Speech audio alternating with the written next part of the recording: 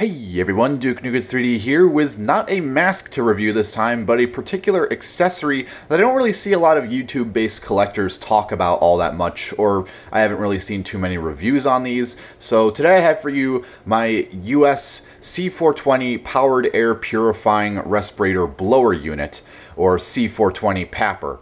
I don't know too much about the history about these. I didn't really do a lot of research on this. This is going to be more of a physical and hands-on review of the actual object rather than a historical review, but I can tell you that the C420 was developed possibly sometime in the 80s to early 90s. Again, someone can fill in the blanks on this if I don't already update the description. It was developed sometime around that period by the U.S. Army Soldier and Biological Chemical Command, and was implemented for various special purpose special forces, and I know this was a huge integral part of the M48 Apache aircrew mask, and these were also used by Navy EOD. SOCOM also used these a lot, and pretty much anyone within explosive ordnance disposal and anyone needing. I believe these were also implemented. Yes, these were also used by the chemical patient wrap assembly, where it was basically just a giant body bag that was chemical protective, and it used these blower units to supply air to the patient. I don't know too much about the specifics of who all used these, just it was mainly within the realm of special forces, special operations, SOCOM, etc. So really not too much history to cover on these. These are still in use today, and there are several variants produced by a multitude of varying companies.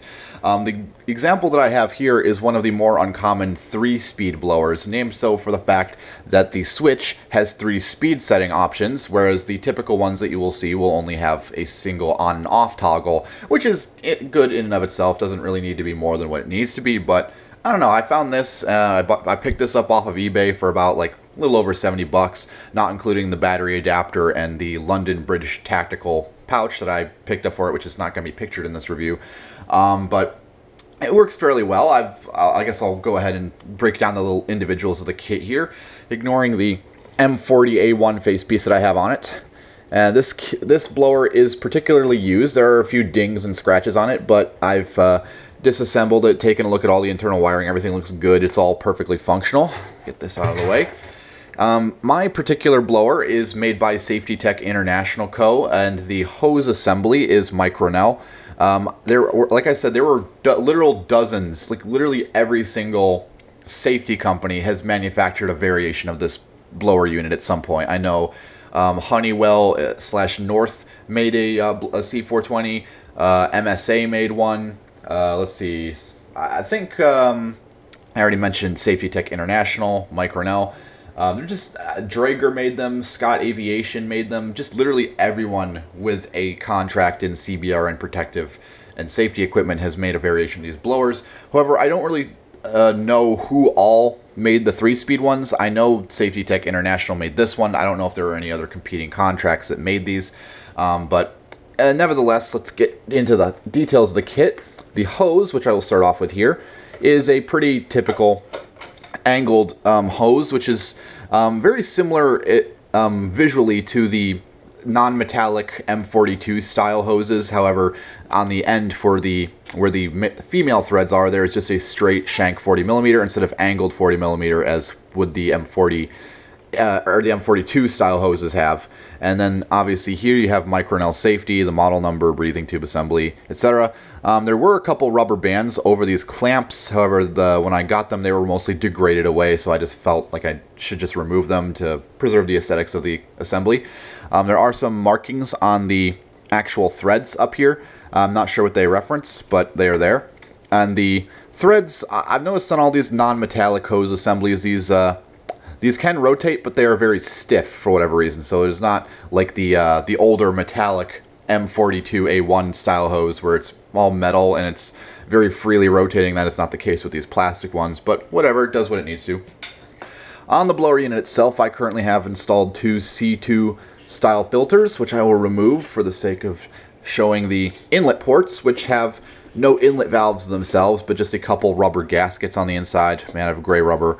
You have the 40mm male threads for leading to the hose assembly, and then you obviously have the switch for controlling the speed. And like I said before, the single speed blowers would just be a plastic or rubber tipped toggle labeled on and off that you switch back and forth, whereas this has obviously 3 different speeds you can choose from. There's speed 1, speed 2, and then speed 3. And it's a very effective blower. It's very weird because this is actually the first blower unit that I've actually handled or used in my collection, and it's quite an interesting experience. It's like you don't really have to breathe with a lot of effort. It just continually forces air into the mask for you, and it's, again, very interesting, but a very welcome experience as well. You have 2 plastic loops on the side of the blower unit itself, so that this whole assembly could be worn independently on a belt, or I know that the chemical protective patient wrap uses a couple straps to retain the blower unit in place on the entire pouch assembly. And on the back here you can see the maker's sticker, Safety Tech International, C420 3-speed blower, the model number, the lot number, the serial stamp, and the NSN, which I've tried looking up that NSN and I couldn't really find anything, which is unfortunate. But and you may notice all these little brass threads on the bottom here, and I believe this was to be mounted to the helicopter when these blowers were used with the M48 Apache aircrew gas mask.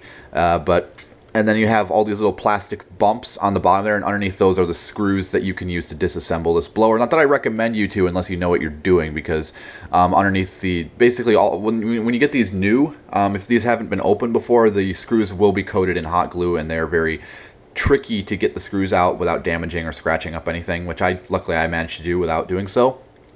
Here we have this cap on the end here, which in some cases, in very rare cases, this will have a port for a toggle switch, which will allow you to remotely switch the blower on and off, so you don't have to reach behind you while it's on your back, or you have a buddy switch it on for you. It's kind of an interesting accessory, which unfortunately is a lot rarer than the actual blowers themselves. So nevertheless, it's just the blank cap on this end. And then you have the battery cap on this end, which this is the longer green cap. I'm not sure. There was 2 different caps for these. There was a shorter black one and a longer green one. I'm not really sure what the reason for this difference in cap length is for, but nevertheless I have a green one.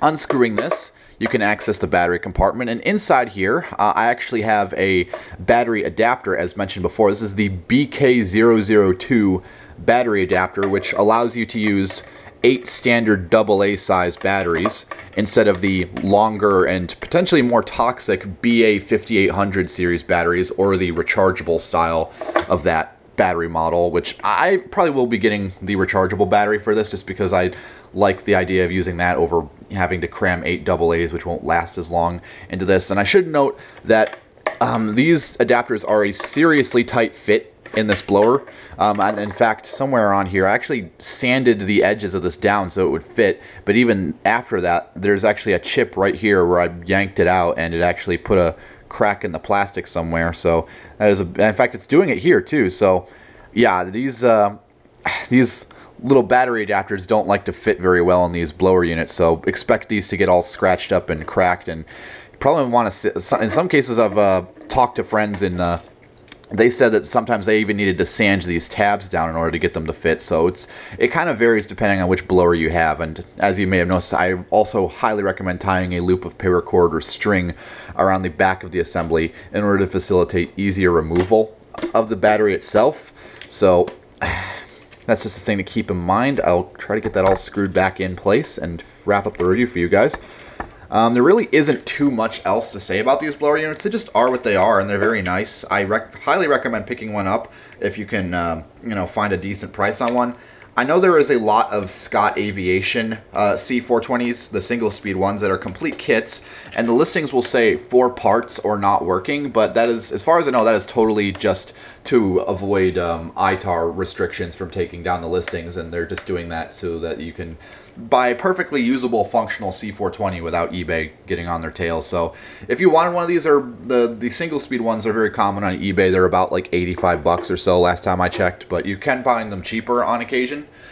So That being said, that's really all I have to say about these. It's a very nice piece of kit, and I'm glad I got it. So, that being said, I'm Duke Nuke with 3D. If you have any comments, questions, corrections, or concerns, drop them down in the comments below, and I'll see you all later.